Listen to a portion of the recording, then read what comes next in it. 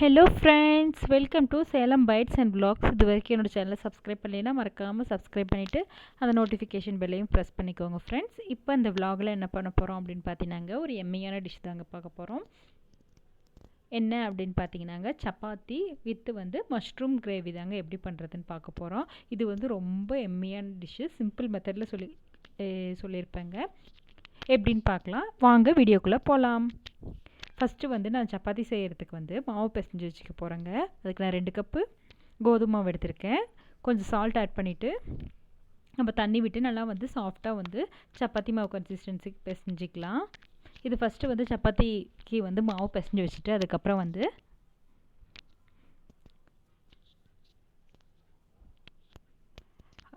அதுக்கப்புறம் mushroom gravy எப்படி பண்ணுறதுன்னு பார்க்கலாம்.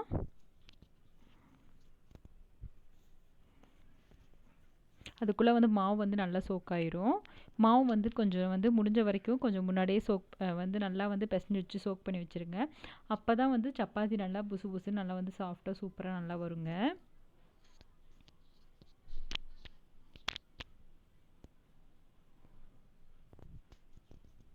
நல்லா மாவு நல்லா அழுத்தம் கொடுத்து நல்லா ரொம்ப கெட்டினாவும் பிசையாதீங்க. கொஞ்சம் சாஃப்டாக மாவு பிசைஞ்சுக்கோங்க. அப்போ தான் நல்லாயிருக்கும்.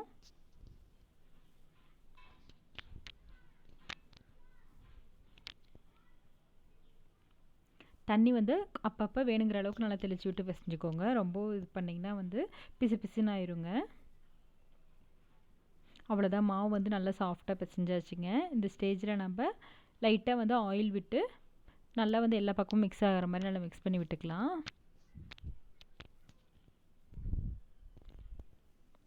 இப்போ சப்பாத்தி மாவு பண்ணியாச்சுங்க.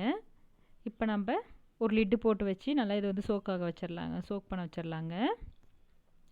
இப்போ மஷ்ரூம் கிரேவிக்கு கொஞ்சம் சில மசாலாஸ் வறுத்து அரைக்கணும். அது தேவையானதெல்லாம் வறுத்துக்கலாம். 2 டீஸ்பூன் ஆயில் எடுத்திருக்கேன். இதில் 2 துண்டு பட்டை, 4 கிராம்பு எல்லாம் எடுத்திருக்கேங்க. 2 பெரிய வெங்காயம் எடுத்திருக்கேன்.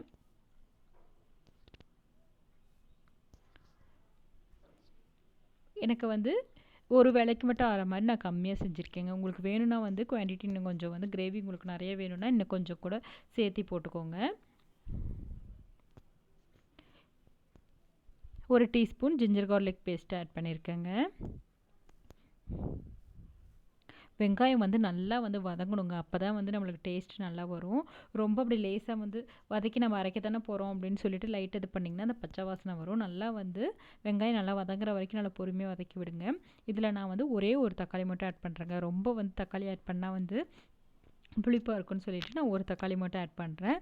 தக்காளியும் நல்லா சாஃப்டாக குக் ஆகிற வரைக்கும் நல்லா பொறுமையாக வதக்கி விட்டுக்கலாம்.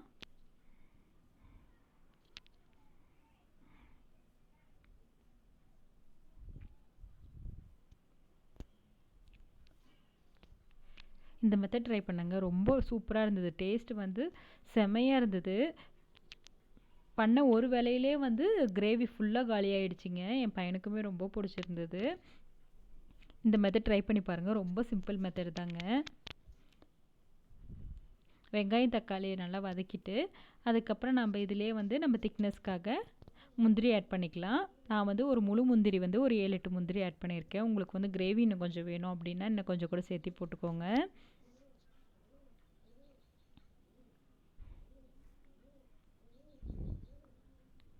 நல்லா சாஃப்டாக வெங்காயம் தக்காளி சாஃப்டாக உட்கார வரைக்கும் நல்லா பரட்டி விட்டுக்கலாம்.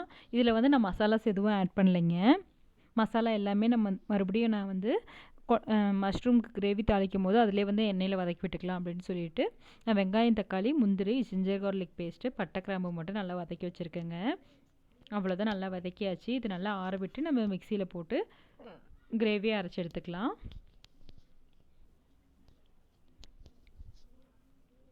இப்போ நான் கடாயில் ஒரு 3 டீஸ்பூன் ஆயில் எடுத்திருக்கேங்க. நான் மஸ்டர்ட் ஆயில் எடுத்திருக்கேன். மஸ்டர்ட் ஆயில் சில கிரேவி கடுகு எண்ணெய் எடுத்திருக்கேங்க. நீங்கள் எந்த ஆயில்னாலும் ஆட் பண்ணிக்கலாம். இது கிரேவிஸ்க்கெலாம் இந்த ஆயில் ஊற்றுனோம்னா நல்லா டேஸ்ட் நல்லாயிருக்கும். காரத்துக்கு 2 பச்சை மிளகாய் எடுத்திருக்கேன். ஒரு பெரிய வெங்காயம் நல்லா பொடி பொடியாக கட் பண்ணி இதில் ஆட் பண்ணியிருக்கேங்க.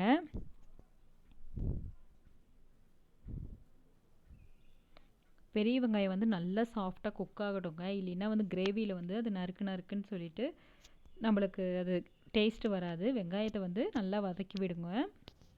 இப்போ வந்து வெங்காயம் நல்லா வதங்கிடுச்சு. இதிலே நான் வந்து கொஞ்சம் மஞ்சள் பொடி ஆட் பண்ணுறேங்க. ஒரு 1/2 டீஸ்பூன் போல் மஞ்சள் பொடி ஆட் பண்ணியிருக்கேன்.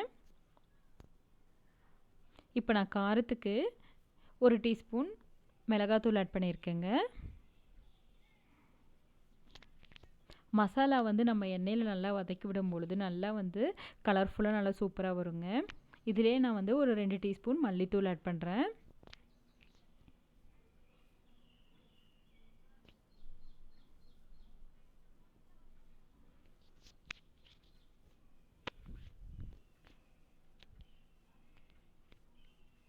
இப்போ நான் இதிலே கொஞ்சம் ஜீரகப்பொடி ஆட் பண்ணுறேங்க.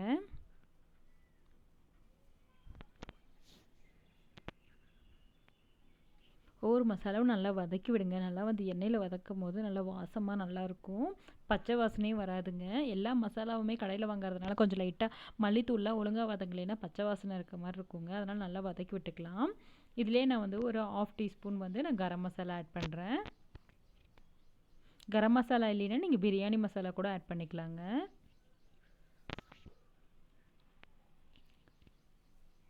இப்போ மசாலாலாம் நல்லா வந்து எண்ணெயில் வதக்கி விட்டுட்டு நான் மஷ்ரூம் வந்து ஒரு பேக்கெட் எடுத்து நல்லா வந்து க்ளீன் பண்ணி வச்சுருக்கேன். இந்த மஷ்ரூமை நான் இதில் ஆட் பண்ணிக்கலாம். மஷ்ரூம் முடிஞ்ச வரைக்கும் வாங்கினீங்கன்னா உடனே செஞ்சுருங்க. நான் ஒரு 2-3 நாள் வச்சுட்டேன். எல்லாம் மோஸ்ட்லி நிறைய வேஸ்ட் ஆகிடுச்சிங்க. எல்லாம் கருப்பாக ஆகிடுச்சு. மஷ்ரூம் வந்து முடிஞ்ச வரைக்கும் வாங்கினீங்கன்னா அது உடனே செஞ்சுருங்க. அப்போ தான் ஃப்ரெஷ்ஷாக வந்து நல்லாயிருக்கும், கருக்காமல் இருக்கும்.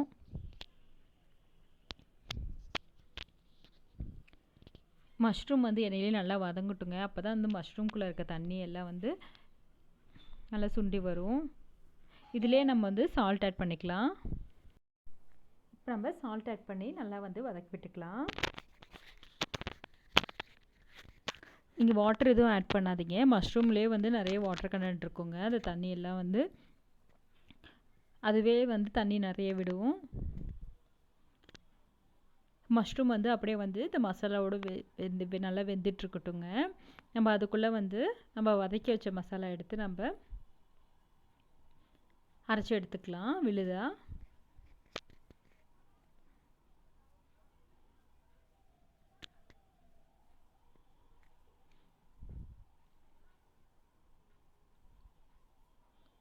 பாருங்கள், நம்ம தண்ணியே ஆட் பண்ணல. இந்த மஷ்ரூம்குள்ளேருந்தே வந்து தண்ணி வந்து இதிலே வந்து தண்ணி விடுது.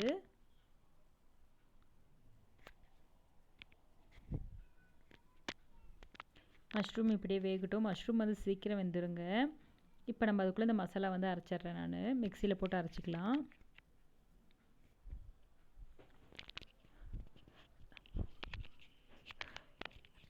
நான் வந்து திக்னஸ்க்கு வெங்காயம், தக்காளி, முந்திரி எடுத்திருக்கேங்க. நீங்கள் முந்திரிக்கு பதிலாக தேங்காய் பால் கூட ஆட் பண்ணிக்கலாம்.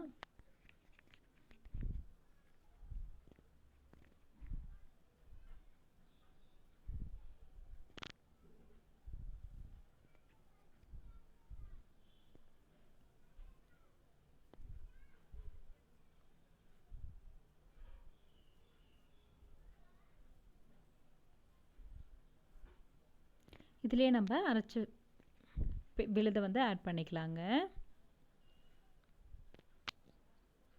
போட்டு நல்லா மிக்ஸ் பண்ணி விட்டு உங்கள் திக்னஸ்க்கு தகுந்த மாதிரி, உங்கள் கன்சிஸ்டன்சிக்கு தகுந்த மாதிரி நீங்கள் வாட்டர் ஆட் பண்ணி விட்டுக்கலாம்.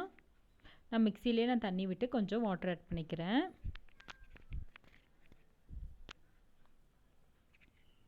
இப்போ நம்ம ஒரு லிட்டு வச்சு மூடி வச்சிடலாம். குழம்பு நல்லா கொதிச்சு வரட்டுங்க. பாருங்கள், நல்லா குழம்பு நல்லா கொதிச்சு நல்லா திக்காக சூப்பராக வந்திருக்கு. சிம்பிளாக வந்து மஷ்ரூம் கிரேவி சூப்பராக சீக்கிரம் பண்ணியாச்சுங்க. இது வந்து நல்லா வந்து சூப்பராக இருக்கும். இதில் நீங்கள் பட்டர் போட்டு கூட பண்ணலாங்க. நல்லா ஃப்ளேவராக சூப்பராக இருக்குங்க. ஃபைனலாக நம்ம வந்து கொத்தமல்லி இலை போட்டு கார்னிஷ் பண்ணிக்கலாம். டேஸ்ட் வந்து நம்ம ரொம்ப அருமையாக இருந்ததுங்க. எனக்கு ரொம்ப பிடிச்சிருந்தது இந்த கிரேவி. நீங்களும் ட்ரை பண்ணி பாருங்கள். ட்ரை பண்ணி பார்த்துட்டு எனக்கு எப்படி இருக்குன்னு சொல்லிட்டு கமெண்ட் செக்ஷனில் சொல்லுங்கள். இப்போ நம்ம சப்பாத்தியை வந்து நம்ம எல்லாம் உருட்டி சின்ன சின்ன பால்ஸாக வந்து உருட்டி வச்சுக்கலாம்.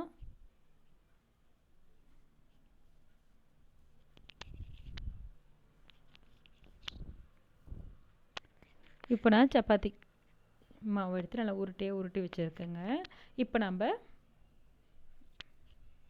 வெறும் மாவில் வந்து டிப் பண்ணி நல்லா உருட்டி எடுத்துக்கலாம். நல்லா வந்து தேய்ச்சி விட்டுக்கலாம். நான் எப்பயுமே வந்து ஒரு 4 நாள் ஒரு 5 5 வந்து நல்லா தேய்ச்சி வச்சுக்கிட்டு ஒரு பிளேட்டில் வச்சுட்டு அதுக்கப்புறம் வந்து கொஞ்சம் கொஞ்சமாக சுட்டு எடுத்துருவேங்க. அட் எ டைமில் நம்ம எல்லாம் தேய்ச்சி வச்சோம்னா வந்து ஒன்றோட ஒன்று ஒட்டிக்கும். அதுவும் இல்லாமல் நம்ம இது ஒவ்வொன்றா தேய்ச்சி போடலாம் அப்படின்னு பார்த்தீங்கன்னாங்க, அது சீக்கிரம் கல் சட்டியில் வந்து ஒரு தடவை சூடேறினா அடிக்கடி படக்குன்னு சீக்கிரம் வெந்துருங்க. ஃபஸ்ட்டு சப்பாத்தி வேகிறதுக்கு தான் கொஞ்சம் லேட் ஆகும். கல் சூடாகிடுச்சுன்னா நம்ம படக்குன்னு போட்டு எடுக்கலாம். இப்போ நம்ம அதை பார்த்துக்கிட்டே நம்ம இங்கே தேய்க்கும் பொழுது வந்து அது வந்து கரிஞ்சு போயிடும். அதனால் நான் வந்து கொஞ்சம் தேய்ச்சி வச்சுட்டு அதுக்கப்புறம் தான் நான் போடுவேன். நீங்கள் நல்லா ஃபாஸ்ட்டாக தேய்ப்பீங்கன்னா நீங்கள் அப்படியே கூட நீங்கள் உடனே கூட தேய்ச்சி போட்டுக்கலாம். சப்பாத்தி வந்து எப்பயுமே போடும் பொழுது ஹை ஃப்ளேமில் வச்சு போடுங்க. அப்போ தான் வந்து சப்பாத்தி வந்து நல்லா சூப்பராக நல்லா வருங்க. சிம்மில் வச்சிங்கன்னா வந்து நல்லா வந்து அப்பளம் மாதிரி ஆயிரும். இப்போ நம்ம சப்பாத்தி தேய்ச்சாச்சு. இதே மாதிரியே நம்ம இப்போ வந்து எல்லா சப்பாத்தியும் நம்ம தேய்ச்சி எடுத்துக்கலாம்.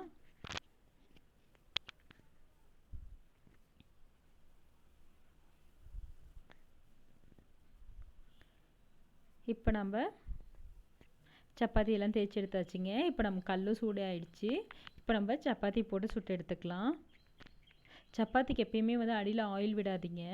வெறும் கல்லில் வந்து 2 பக்கமும் போட்டு நல்லா கொஞ்சம் ஒரு ஆஃப் பாயில் ஆகட்டுங்க.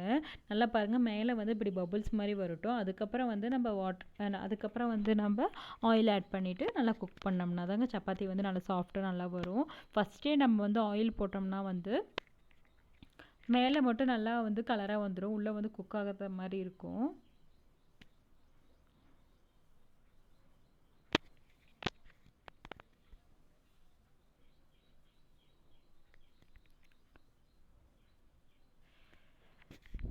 மாவு இன்னும் வந்து இன்னுமே கூட நல்லா ஊற வச்சா இன்னும் நல்லா சாஃப்டாக வருங்க. நான் பிசைஞ்சு மறுபடியும் கிரேவி பண்ணிவிட்டு உடனே பண்ணியிருக்கேன். மதியானம் பண்ணும்பொழுது இன்னும் கூட நல்லா சாஃப்டாக சூப்பராக இருக்கும். அவ்வளோதாங்க, சூப்பராக வந்து chapati with mushroom gravy ready ஆகிடுச்சிங்க. நீங்களும் இந்த காம்பினேஷனை ட்ரை பண்ணி பாருங்கள், ரொம்ப சூப்பராக இருக்குங்க. சப்பாத்திக்கு வந்து மஷ்ரூம் கிரேவி செமையாக இருக்கும். ட்ரை பண்ணி பார்த்துட்டு எனக்கு எப்படி இருக்குன்னு சொல்லிவிட்டு எனக்கு சொல்லுங்கள். இன்றைக்கி இந்த விலாகில் என்ன பார்த்தோம் அப்படின்னு பார்த்தீங்கன்னாங்க, சப்பாத்தி வித் மஷ்ரூம் கிரேவி தாங்க பார்த்துருப்போம். இந்த மெத்தட் வந்து உங்களுக்கு ரொம்ப பிடிச்சிருக்குன்னு நினைக்கிறேன் ஃப்ரெண்ட்ஸ். ட்ரை பண்ணி பார்த்துட்டு எனக்கு எப்படி இருக்குன்னு சொல்லுங்கள். உங்களுக்கு பிடிச்சிருந்தா என்னோடய சேனலை ஷேர் பண்ணுங்கள், லைக் பண்ணுங்கள், சப்ஸ்கிரைப் பண்ணுங்கள் ஃப்ரெண்ட்ஸ். தேங்க்ஸ் ஃபார் வாட்சிங்.